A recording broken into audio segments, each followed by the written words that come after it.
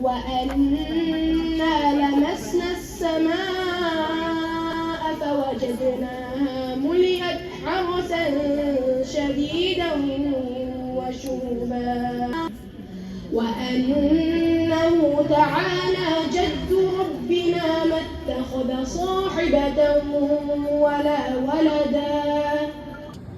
Having such a competition or encouraging strong affiliation with the Holy Quran is the best reasonable, academic, logical response to those who seek to undermine and vilify this holy book of Allah Tabarak wa Ta'ala. It's a Makki surah and it talks about treating the orphans with kindness. أَرَأَيْتَ الَّذِي يُكَذِّبُ بِالدِّينِ فَذَلِكَ الَّذِي يَدُعُّ الْيَتِيمَ. So it's the first time I've taken part in Hifz in a very long time. I've always preferred to take part in open Quran recitation, but I thought of challenging myself and more so even inspiring my little one Zainab.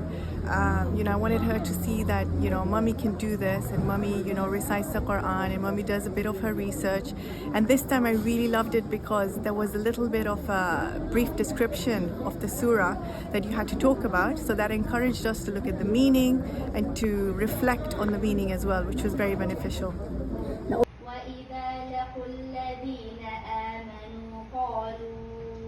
Places again, qalqala, like akbar, there is no qalqala on kaf, right? وإن طائفتان من المؤمنين اقتتلوا فأصلحوا بينهما وأنا كنا نقعد منها مقاعد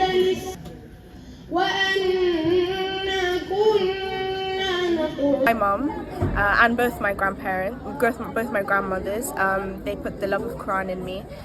So hum darajat. So it is interesting when he says that when a student goes to Hausa and he starts learning, at the first instance it is hal, when he's just learning. When he's learning for a few years, then it becomes maqam tajazzi, which فمن يستمع الآن يجد له شهابا رصدا. Come out from a really grilling session of tafsir. How was it? No, it was an amazing experience. Just to be in front of two qualified scholars of Sheikh Muzzalina and Sheikh Nuru. I guess it gave me a very kind of encouragement to learn more about the Quran. I think. You realize that when you go into this, how little you know about the Quran, and I think this has given me a motivation to know more about the Quran. Inshallah. Allah is saying, Azza wa Jalla, He's saying that the mu'mineen, you should treat one another as if you are biological brothers. It's very specific here. Each participant gets to present for 10 minutes, and then myself and Sheikh Anwar Ja'far, we get to interrogate each participant for 15 minutes, and that's when we become Munkar and Nakir. No, that's when we really get to tease out the depth of learning from the participants, and we really get to see the gems that they prepared. What do you think here hikmah might mean, especially in the context of calling people to God? So call people to God using wisdom. So hikmah, what do you think it means, and how might it be applied when calling people to the way of Allah subhanahu wa ta'ala? So it could mean obviously using your knowledge. I think it was fantastic. This is the first time I've ever participated in a Quran competition, and the experience has been enlightening. I feel like it's given me the confidence, especially with the beginner's session, to say, this is the book of Allah, so I need to engage with it more. And would you advise women to participate, because you see a lot more of the men participants?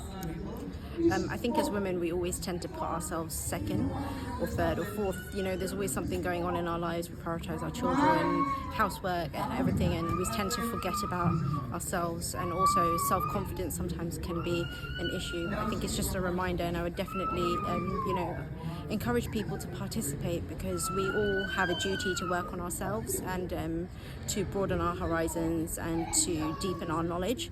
And this way, when you enter a competition, you have something to work towards, and the end result may be that you may not win, but actually you win inside because you build up knowledge and skills that you wouldn't have done otherwise.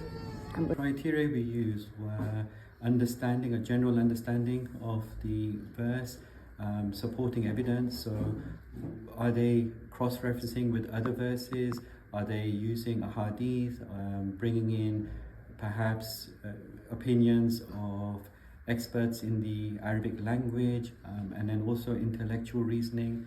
We also examine them on analysis and evaluation and the ability to apply the teachings that they get from the verses to everyday scenario. The Quran itself tells us, numerous places to do tadabbur on it, to reflect on its verses, to ponder on them, to ask those who know, to memorize them, to recite them.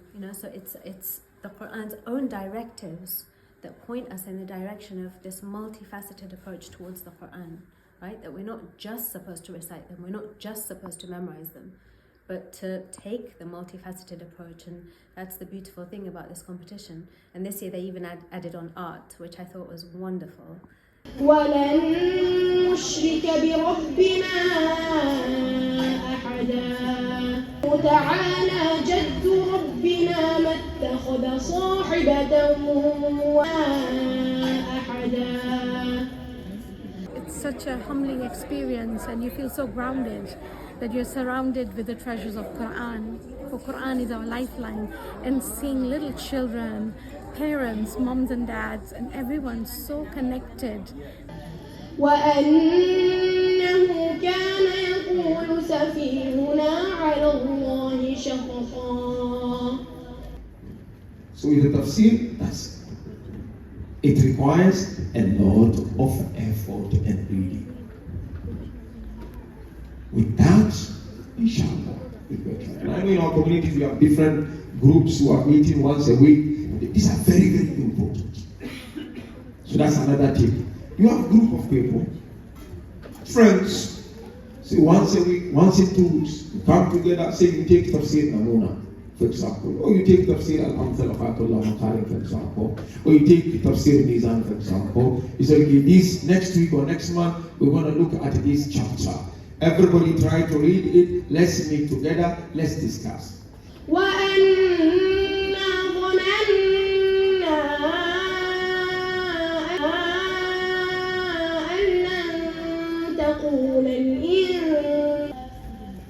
وأنا لمسنا السماء فوجدناها يعوذون برجال من الجن فزادوهم رهقا